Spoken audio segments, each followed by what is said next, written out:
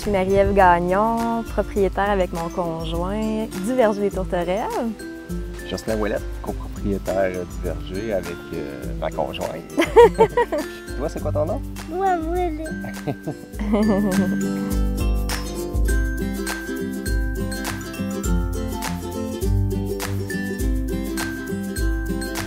L'entreprise existe depuis 98 que l'ancien propriétaire avait parti l'entreprise. L'ancien propriétaire est un technicien forestier, donc il avait la passion des arbres et tout.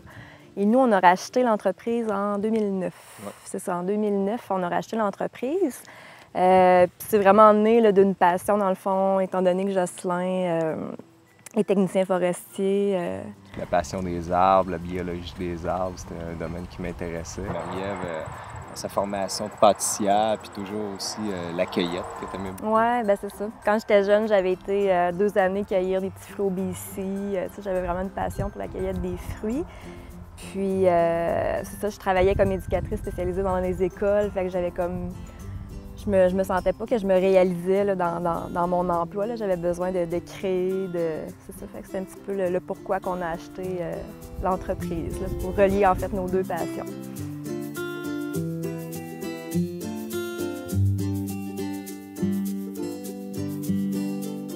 Les deux, on est natifs d'Amos.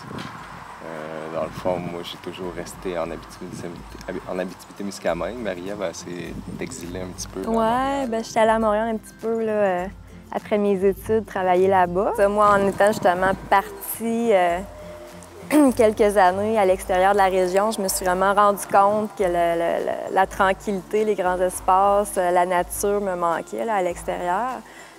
Puis aussi notre famille qui est ici, là, je trouvais que c'était... en tout cas, pour moi, c'était primordial de rester en région. Oui, bien dans le fond, j'aurais de la misère de me voir ailleurs qu'en Abitibi-Témiscamingue.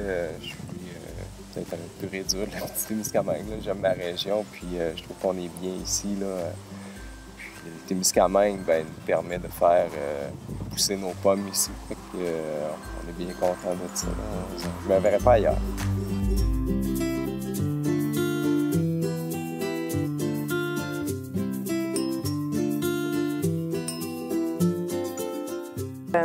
Les produits qu'on fait sont créés à partir de nos petits fruits.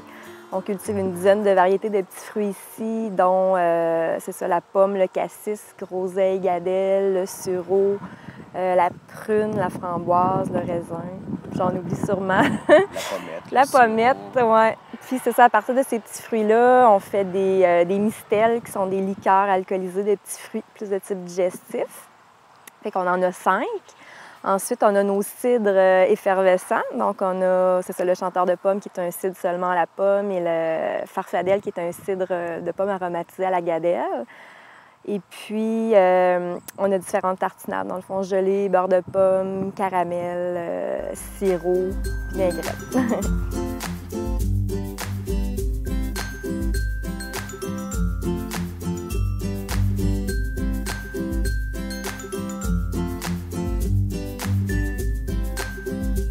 L'été, dans le fond, à partir de fin juin à aller jusqu'à mi-fin août, on a la boutique ici est ouverte, on accueille les clients, on leur fait des visites du verger. C'est quand même impressionnant de voir toute la diversité de fruits qu'on a. C'est intéressant pour ça, de voir aussi comment le terrain est utilisé à sa pleine capacité. Après ça, une dégustation de produits. Tous les produits sont en dégustation, les gens peuvent venir y goûter. C'est bien convivial comme environnement. C'est vraiment des petits fruits aussi de culture émergente, souvent, que les gens connaissent pas. Fait que c'est ça, là, ça lui permet de savoir c'est quoi, justement. T'sais, on a un peu d'argousier, un peu de camerise, un peu de... on a du sureau. Fait que souvent, les gens ils ont à peine déjà entendu parler de ces petits fruits-là. C'est une grande partie de notre fierté, ou bien, de pouvoir présenter nos produits directement aux personnes. C'est là qu'on a une certaine... Ben, ça, notre fierté est là.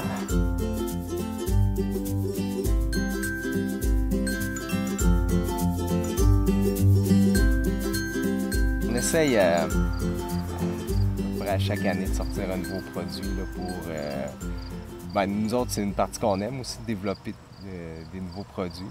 Puis les clients aussi aiment ça avoir des petites nouveautés.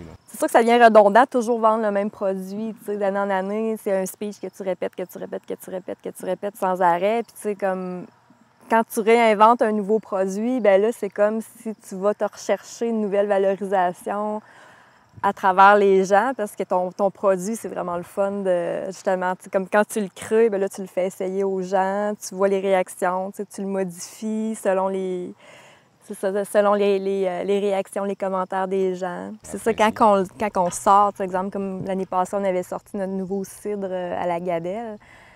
Puis c'est ça, quand on sort un nouveau produit, c'est tellement le fun de voir, tu sais. En tout cas, jusqu'à maintenant, on a eu des bonnes réactions là, des gens, mais c'est tellement le fun de voir que les gens l'apprécient, puis qu'il y a une espèce de frénésie envers notre produit, tu sais, qui devient comme un produit recherché, tu sais. Puis que là, c'est pour nous autres, comme quand il en manque, c'est comme quand il y a une pénurie de notre produit, c'est comme yes.